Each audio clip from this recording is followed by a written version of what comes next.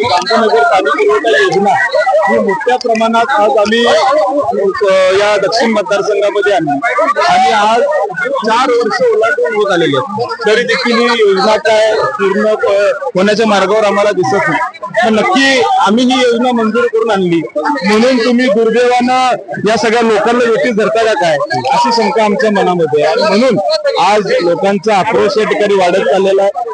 आज 32 टाक्या या योजनेमध्ये त्याचे 6 टाक्या नुसते पूर्ण झालेले आहेत. तर 4 वर्ष काय केलं तुम्ही ही शंका आमच्या मनामध्ये. आणि मग कुठंतरी ही योजना मार्गी लागली पाहिजे. ह्याच्यावर कुठलंही राजकारण आलं नाही पाहिजे. तुम्ही आम्हाला श्रेय देऊ नका, विरोधकांना सांगणार माझं तुम्ही नारळ फोडायला या काय हरकत नाही, पण किमान या लोकांना वेठीस धरू नका ही आमचा उद्देश. आगामी काळामध्ये काय भूमिका असणार आहे?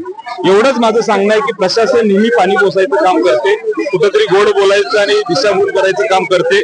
मेगा इंजिनिअरिंगला तुम्ही सहकार्य करताय अशी आमची मनामध्ये शंका आहे.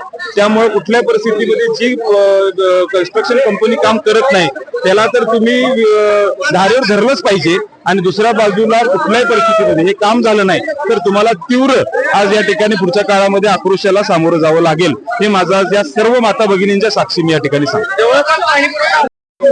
ही मोठी गावं आहेत आणि ही सगळी मोठी गावांना मुबलक पाणी मिळालं पाहिजे या उद्देशानं आपण या ठिकाणी केलं. पाणी भरपूर आहे, पाणी लोकांपर्यंत आणण्याची योजना ही लवकरात लवकर आम्हाला पूर्ण करायचं यासाठी हा